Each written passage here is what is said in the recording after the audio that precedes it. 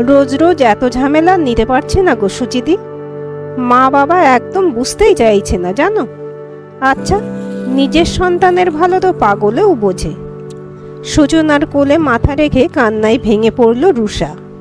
চোখের জলটা মুছে আবার বলতে লাগলো রুষা, আসলে কি জানো তো, ইগোতে লাগছে। বাবা নিজে তো সারা জীবন ওই ছাত্র পিটিয়েই কাটিয়ে দিল, মাও খুন্তি নেড়ে। তাই এত ওয়েল এস্টাবলিশড ফ্যামিলিতে আমার বিয়ে হবে সেটা ওরা মানতে পারছে না। জানো, রনকাল সারা রাত খায়নি, কেঁদে কেঁদে মুখ চোখের কি অবস্থা করেছে। তুই সেটা দেখলি কোত্থেকে? ফটো পাঠিয়েছে তো, এই যে দেখো না। বেশ আগ্রহের সঙ্গে নিজের ফোনে কাল রাতে রনের পাঠানো ছবিগুলো সূচনাকে দেখাতে লাগলো রুষা। ও নিজে থেকেই পাঠালো এরকম ছবি? না গো, এতদিন ধরে কথা বলছি, আমাকে পাগলের মতো ভালোবাসে। ওর মন এটুকু পড়তে পারবো না? আমি বললাম যে তুমি নিশ্চয়ই কাঁদছো, তখন এই ছবিটা পাঠালো। আঙুল দিয়ে সরিয়ে সরিয়ে রনের লালচে চোখের ছবিগুলো দেখতে লাগলো সূচনা। এই কদিনে অন্তত কয়েক লক্ষবার রন বাসু নামটা শুনেছে রুষার মুখে। ছেলেটার সঙ্গে রুষার আলাপ একটা ডেটিং সাইট থেকে। না, ওরা এখনো মিট করেনি ঠিকই, কিন্তু একে অপরের ছবি দেখে প্রেমে রীতিমতো হাবুডুবু খাচ্ছে। এই অজানা অচেনা প্রেমকে স্বীকৃতি দিতে কঠোরভাবে নারাজ রুষার বাবা মা। পাশের ফ্ল্যাটের বাসিন্দা হলো সূচনা। রুষার পরিবারের মধ্যে সম্পর্কটা বেশ ভালো, তাও নয় নয় করে কম দিন তো হলো না এই ফ্ল্যাটে। রনের ব্যাপারে এগোতে অনেকগুলো কারণেই ইনসিকিউর ফিল করছে রুষার মা বাবা। কাকিমা মানে রুষার মা তো বারবার বলছে, চিনি না জানি না, পরিবার অত দূরে থাকে। রুষাটা তো বোকা হাঁদা, কি করে চোখ বুজে কথা এগোই বলো তো। কাকিমা কাকুর এতটা আশঙ্কার কারণ হয়তো কিছুটা আঁচ করতে পারে সূচনা। রুষাটা তো সত্যিই ভীষণ ছেলে মানুষই করে, বাস্তববোধ একেবারে শূন্য। সবসময় একটা অদ্ভুত ফিল্মে চিন্তা ভাবনা। উচ্চ মাধ্যমিকটা কোনো রকমে পাশ করে আর পড়াশোনাই করলো না, কি সব মডেলিংয়ের ভূত চাপলো মাথায়, সেটাও করলো না মন দিয়ে। তবে এটাও ঠিক যে আজকাল এরকম প্রেম ঘরে ঘরে। এই তো মিস কলের থ্রুতে আলাপ হয়ে দিব্যি সংসার করছে ওর অফিসের কলিগ তনিশা। এরকম কত হয়, তারা জীবনে ভালোও থাকে। সত্যি কথা বলতে কি, রুষার লেখাপড়া বা কোনো কেরিয়ারে ইন্টারেস্ট নেই, বিয়ে করে সেটেল হয় ওর মূল লক্ষ্য। আর যখন ওরা দুজনেই এতটা সিরিয়াস, তখন একবার পুরো ব্যাপারটা গার্জিয়ানদেরও খতিয়ে দেখা দরকার বইকি। ছেলেটা তো দেখতে শুনতে বেশ ভালো, ব্রাইট কেরিয়ার, বিদেশে নাকি সেটেল হবে। কাকু কাকিমা পুরনো দিনের মানুষ, এইসব প্রেম বুঝে ওটা হয়তো সম্ভব নয়। আসলে ওদের বাবা মার মেয়ে নিজের জায়গায় বড্ড বেশি অনড়, কেউ কারোর কথাই শুনতে চাইছে না। ছেলেটা তো ফেসবুকেও নেই যে একটু আলাপ জমিয়ে ওর ওয়ালে ঘুরে আসা যায়, তাতেও তো কিছুটা আন্দাজ করা যাবে। তবে না, এভাবে হাত পা গুটিয়ে বসে না থেকে এবার একটু খোঁজ খবর নিতেই হবে। তোমাকে চা করে দেব? গলাটা বেশ নামিয়ে ধীরে ধীরে জিজ্ঞেস করে তৃণা। হ্যাঁ বেবি। আচ্ছা, আমার ছোট্ট বেবিটা কেমন আছে এখন? নড়ছে? কথাটা বলেই তৃণার ভরন্ত পেটের উপর হাত রাখলো তৃণার স্বামী রণাঞ্জন বসু চৌধুরী। হাতটা আলতো করে সরিয়ে দিল তৃণা। চোয়ালটা বেশ শক্ত করে আবার জিজ্ঞেস করলো, চা করব?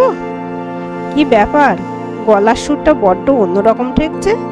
কাল কখন অ্যাপয়েন্টমেন্ট ডাক্তারের? দুপুরে। তুমি তো যেতে পারবে না নিশ্চয়ই? না বেবি, কাল খুব আর্জেন্ট মিটিং আছে, সারাদিন থাকবই না। মা যাবে তোমার সঙ্গে। হ্যাঁ জানি, সেরকমই হবে। কথাটা বলেই হনহন করে কিচেনে ঢুকলো তৃণা।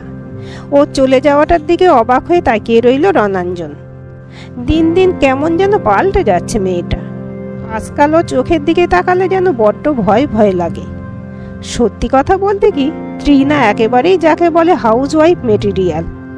এই বিশেষ প্রজাতির মেয়েদের দারুণ পছন্দ করে রণাঞ্জন।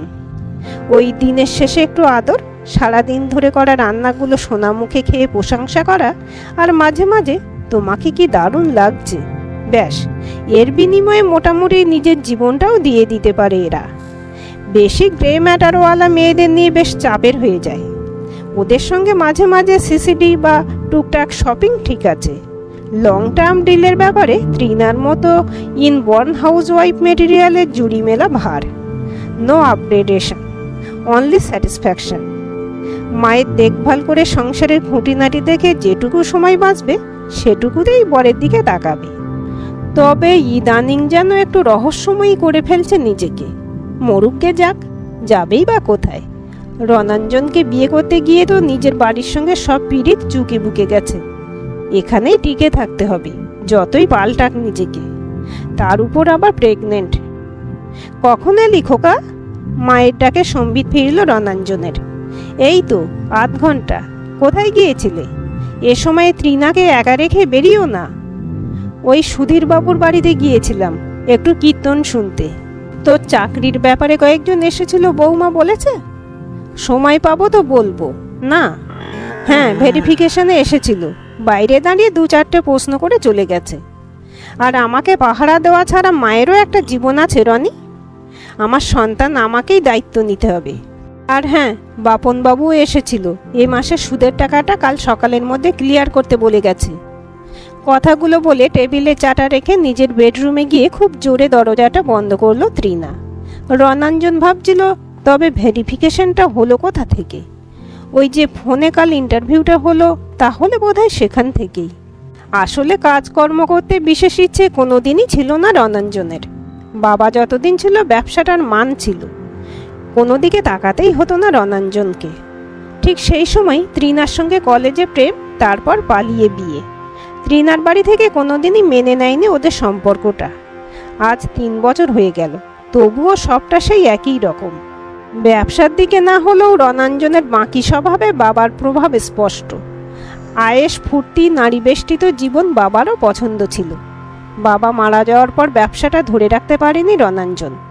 বাজারে বেশ মোটা টাকা ধার হয়ে যাওয়ায় বদনাম হয়ে গিয়েছিল। ফলে ব্যবসাটা বন্ধ হতে সময় লাগেনি। তারপর এক বন্ধুর মারফত একটা ছোট কোম্পানিতে ঢুকেছে। সেখানেও কিছুতেই যেন মন টিকছে না রণাঞ্জনের। তাই আবার নতুন চাকরির খোঁজ। বাপনের সুদের টাকাও দিতে হবে, না হলে যা চেঁচামেচি করে বাড়ির গেটে এসে। তবে কালকের উপর বেশ আশাবাদী রণাঞ্জন। শুধু একটা ভিডিও ক্লিপিংসের বদলে অভিজ্ঞকে 50 দেবে বলেছে। আনকোড়া শিকারটাকে বাগে আনতে মনে হয় না বিশেষ বেগ পেতে হবে। সব মিলে বেশ আনন্দে ভরে ওঠে মনটা। বেরোনোর আগে নিজেকে আয়নায় আর একবার খুঁটিয়ে দেখল রুষা। হোয়াইট কুর্তি আর ব্লু জিন্সে বেশ লাগছে ওকে। না, হয়তো চোখ ধাঁধানো সুন্দরীও নয়, তবে বেশ আলগা চটক আছে একটা। আজকের দিনটা যে ওর কাছে কি তা শুধু ওই জানে। ভাগ্যিস সুচিদিয়া স্বাগতা ম্যানেজ করেছে বাবাকে। আজকে স্বাগতার জন্মদিনের পার্টিতেও যাবে রুষা, তবে দুপুরে। তার আগে রনের সঙ্গে দেখা করতেই হবে। তবে বাবা মা জানে স্বাগতার সঙ্গে সকাল থেকেই প্ল্যানিং। ছেলেটা পুরো পাগল হয়ে গেছে রুষার প্রেমে। অত বড় চাকরি করা ছেলে 2 দিন পর বিদেশে যাবে, সে কিনা রুষার হবু বর। বেশ হয়েছে, এবার সেজো মাসি আর বড় পিসির মুখে ঝামা ঘষে যাবে। মাধ্যমিকে 2nd ডিভিশন পাওয়া নিয়ে কম কথা তো শুনতে হয়নি ওকে। বেরোনোর আগে সুচিদিদের ফ্ল্যাটে বেল বাজালো রুষা। এত বড় কাজের আগে সুচিদির সঙ্গে দেখা না করে গেলে হয়? দরজা খুলল সুচিদি। রুষাকে রীতিমতো টানতে টানতে নিয়ে গেল ভিতরে। যাবি কিসে? চলে যাব বাসে। আরে কি রে তুই? সত্যি রুষা, তোর আর জন্মে বুদ্ধি হলো না। রুষার কানের কাছে এসে ফিসফিস করে বলল, একজন হ্যান্ডু এলিজিবল ব্যাচেলারের সঙ্গে ডেটে যাচ্ছিস? ক্যাব বুক করে দিচ্ছি।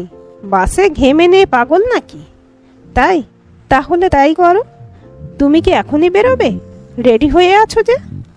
না রে, ওই একটা ক্লায়েন্ট কল আছে, স্কাইপে বসবো।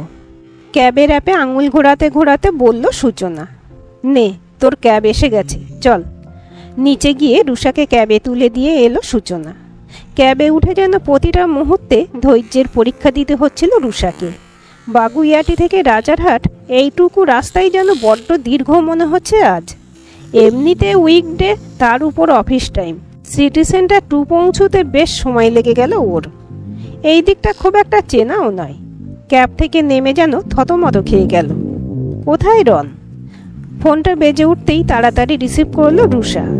ওপারের মানুষটা বেশ সুর করে গেয়ে উঠল, তেরা ধান কিধার হ্যায়? হ্যাঁ, তেরা হিরো ইধার হ্যায়। পিছনে তাকাও। কোন দিকে তাকাচ্ছ ডাম্বো? পিছন ঘুরেই কিছুক্ষণের জন্য চোখটা যেন ধাঁধিয়ে যাচ্ছিল রুষার।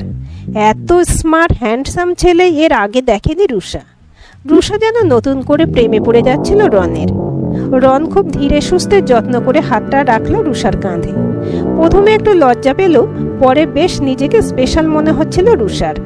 ধীরে ধীরে যেন ঝাপসা হয়ে যাচ্ছে মাধ্যমিকে উচ্চ মাধ্যমিকের খারাপ রেজাল্ট, চিরকাল রুষাকে নিয়ে আত্মীয়দের ঠাট্টা, বাবার অযাচিত কড়া শাসন। সামনে অপেক্ষারত শুধু উজ্জ্বল রংচঙে ভবিষ্যৎ। কোনো অন্ধকার নেই। নেই রোজকার হিসেব করে চাল নেওয়া কালো হয়ে যাওয়া ডেস্কটা, এমনকি ফ্ল্যাটে 10 বছরে একবার রং না হওয়া দেওয়াল। উফ, আর ভাবতে পারছে না রুষা। আচ্ছা, এই মুহূর্তে রনের গা থেকে কি প্যাশনের একটা গন্ধ পাচ্ছে রুষা। বোধহয় এটাও কোনো বিদেশি পারফিউম হবে। বাগুইয়াটির এঁদোগলি রং চটা ফ্ল্যাটের জানালা থেকে প্রায় উড়ে যেতে দেখতো অ্যারোপ্লেনগুলো। সন্ধ্যের অন্ধকারে কি দারুণ লাগতো লাল নীল সবুজ আলোর বিন্দুগুলো। আস্তে আস্তে মেঘের মধ্যে ঢুকে পড়ছে রুষাদের ফ্লাইট। ওই ভাঙা জানালায় দাঁড়িয়ে দেখছে সারা জীবন লড়াই করা বাবা। সত্যি এই ছেলেটা জীবনে না এলে কত কিছুই অজানা থাকতো রুষার। একদিন কথায় কথায় বাবার ওই লড়াই করে জেতা নিয়ে বিখ্যাত কোটেশনটা বলে ফেলেছিল রুষা। রন অনেক আদর করে বলেছিল, আমার কুইন লড়াই করবে কেন, কুইনরা তো জিততেই আসে। বাবা মা নিজেদের মধ্যবিত্ত মানসিকতাকে উন্নত করতে পারলো কই। রেস্টুরেন্টে বসে মন দিয়ে রনের উপস্থিতিটা অনুভব করছিল রুষা। উইকডেতে সকালের দিকে সাধারণত ফাঁকাই থাকে রেস্টুরেন্টগুলো। ওরা আর ওদের ঠিক পাশের চেয়ারে দুজন মধ্য 30-এর লোক বসে নিজেদের মধ্যে কিসব কথাবার্তা বলছে। ভিতরে আলো আঁধারিতে যেন নিজেকে একটু একটু করে হারিয়ে ফেলছে রুষা। ভীষণ ভালো লাগছে রনকে। মনে হচ্ছে যদি আজই ওর সঙ্গে চলে যাওয়া যেত। খাওয়া দাওয়ার পর্ব মিটে যাওয়ার পরই রনের মুখে যেন কেমন একটা অস্বস্তি নজরে পড়ল রুষার। আস্তে করে জিজ্ঞেস করলো, কি হয়েছে? বুঝতে পারছি না, নট ফিলিং ওয়েল। মাথাটা খুব।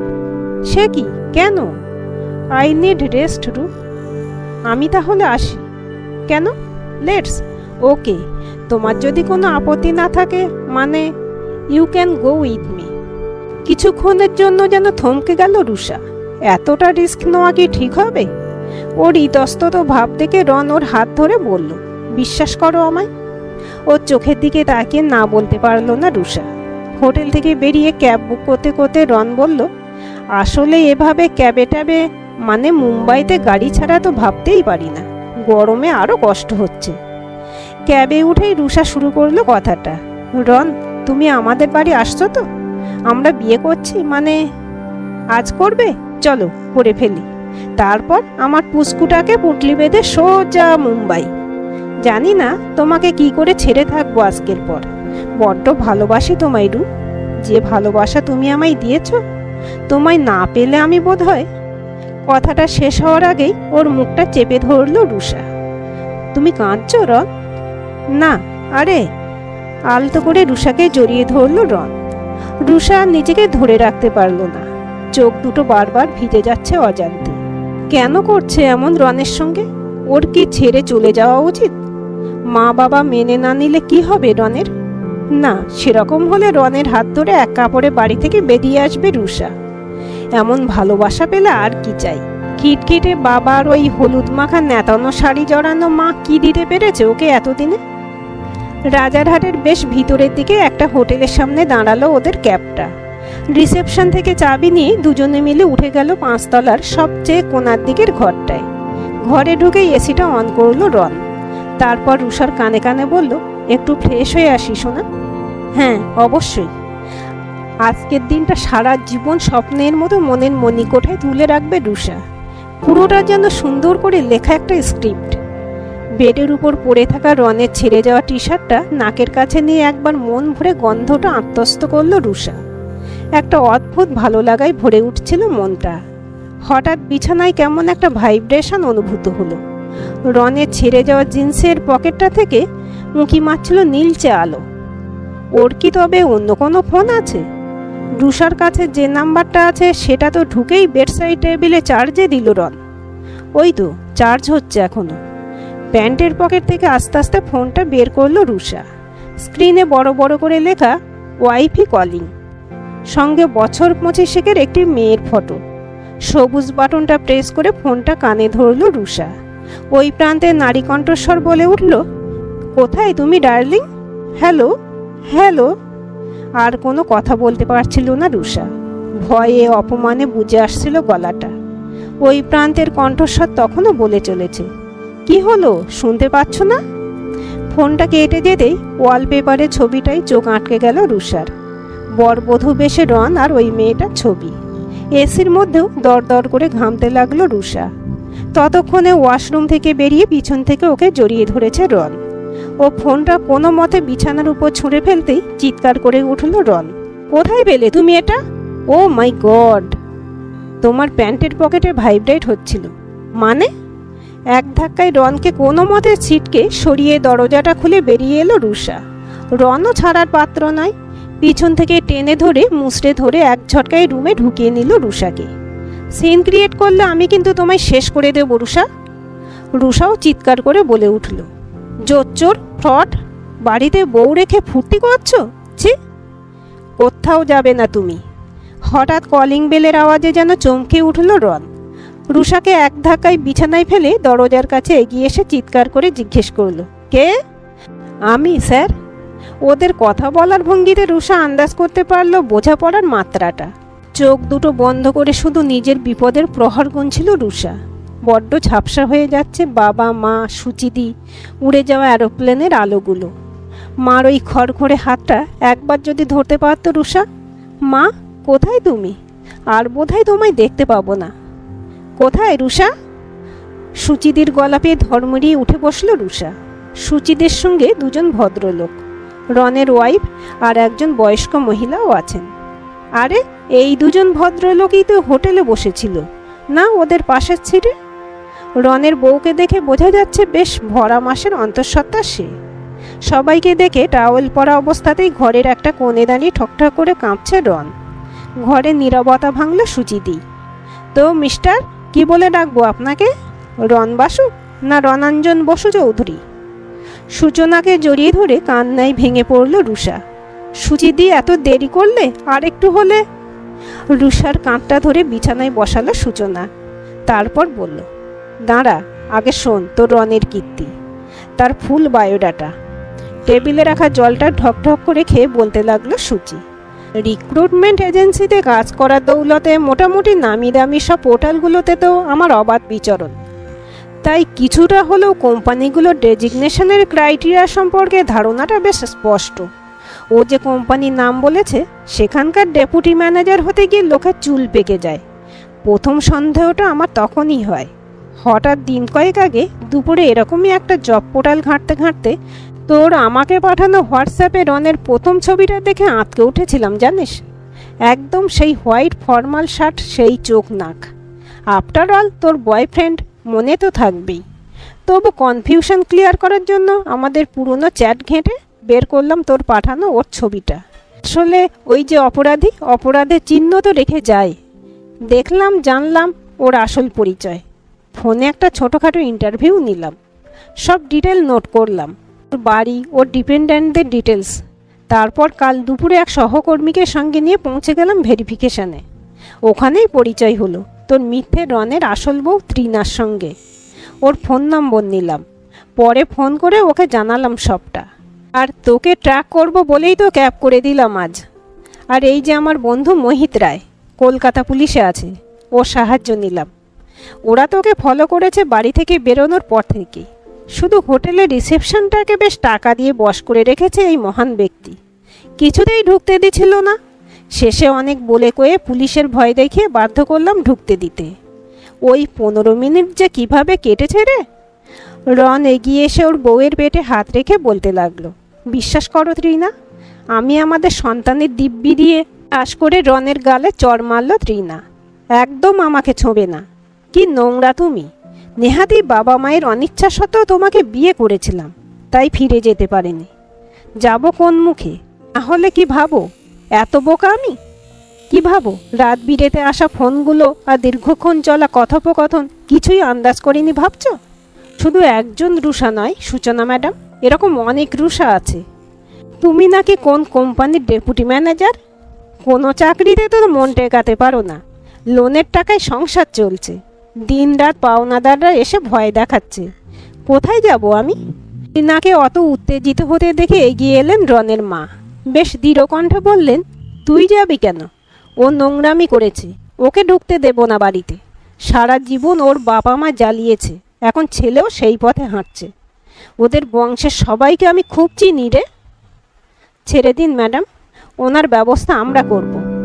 কাল থেকেই ফাঁদ পাতা ছিল, অনেক জালিয়াতির খবর পেয়েছে ওর এলাকা থেকে। বাকিরা তো নিচে ত্রিনা ম্যাম বললেন। বাপনবাবুকে যে চেকটা উনি সকালে দিয়েছেন সেটাও বাউন্স করেছে, ওনার সঙ্গেও কথা হয়েছে। এই যে চলুন আমাদের সঙ্গে। এগিয়ে এলেন সুচিদির বন্ধু মোহিত বসু। ঘর থেকে এক এক করে বেরিয়ে এলো সূচনা, রুষা, ত্রিনা। সূচনা বলল, থ্যাঙ্কস ত্রিনা, তুমি না থাকলে আজ যে কি হতো। আমি এসেছি আমার নিজের জন্য। অনেক দিন ধরেই সবটা জানতাম, বুঝতাম। এই পর্দা তোলাটা খুব দরকার ছিল। এখন আমার একটাই বাসনা, ওর ছত্রছায়ার বাইরে যেন আমার সন্তান চোখ খোলে। তোমরা কোথায় যাবে? চলো ড্রপ করে দিই। আপাতত শাশুড়ি মায়ের সঙ্গে যেতে হবে। এত বছর ধরে ওই মানুষটাই রয়ে গেছে আমার পাশে। কোনো মা পারে বলুন এসব সহ্য করতে? চলো মা, ভালো থেকো তুমি। আর কোনো দরকার হলে জানিও ভাই। হ্যাঁ, ওর জন্য আমাকে ভালো থাকতেই হবে, নিজের পেটে হাত রেখে বলে ত্রিনা। ত্রিনা চলে যায় ধীরে ধীরে শাশুড়ির হাত ধরে। ওকে অবাক হয়ে দেখতে থাকে সূচনা আর রুষা। কি অস্বাভাবিক মনের জোর মেয়েটার। হঠাৎ বাচ্চা মেয়ের মতো রুষা বলে ওঠে, মায়ের কাছে যাব সুচিদি। এতক্ষণ পর? আর সেদিন কি না বলছিলি, আগে বলনি কেন এসব? তাহলে আজ আসতামই না। কিছু হয়ে গেলে কি হতো, আমি যেন হতে দিতাম। আর শোন, তুই যা ধপাস করে প্রেমে পড়েছিলি, তাতে করে আমি তোকে বলতাম, আর তুই রনকে বলতিস, আর ও তোকে নিজের মতো করে বোঝাতো। তারপর আর কি, ওই ত্রিনাকে দেখলি তো। আচ্ছা, ও কি তাহলে নিচে দাঁড়িয়ে ফোন করেছিল? আমাদের কিছুতেই মাথায় আসছিল না কি করব। হোটেলের ম্যানেজারটা কিছুতেই ঢুকতে দিচ্ছিল না। ভয়ে তো হাত পা ঠান্ডা আমাদের। ত্রিনা জাস্ট ড্রাইভার করার জন্য, পরিস্থিতি বোঝার জন্য কল করেছিল। সত্যি কি হবে গো ওর? আজ থেকে ওর নতুন একটা লড়াই শুরু হলো। দি, রন শাস্তি পাবে তো? জানি না রে, হয়তো পাবে, আবার নাও পেতে পারে। তবে তোকে বলবো, ভালোবাসাটাকে এত সস্তা করে ফেলিস না বোন। আজ আমি যদি নাই জানতে পারতাম কি হতো বলতো। আমি তো কাকতালীয়ভাবে খুঁজে পেয়েছিলাম ওর প্রোফাইলটা, একদম বুঝতে পারিনি গো। লোভ তোরও ছিল, ওই বিদেশে যাবি, ঝাঁ চকচকে জীবন। কিন্তু একবারও ভাবলি না যে সবটাই কি এতটাই সহজ? মানুষ সারা জীবন পাশাপাশি থেকেও অধরা থাকে, আর ফোনের ওপর থেকে তুই সবটা জেনে গেলি। খুব বোকা আমি, বিশ্বাস করেছিলাম। বিশ্বাস এত ঠুনকো নয় রে। তবে শোন, হাতে অ্যান্ড্রয়েড ফোনটা শুধু ওই হোয়াটসঅ্যাপ আর ডেটিং সাইটগুলোর জন্য নয়। নিজেকে আপগ্রেড কর। জানি ভালো লাইফ তুই চাস, নাক উঁচু আত্মীয়দের মুখে ঝামা ঘষতে চাস, তো সেটা বিয়ে করে কেন?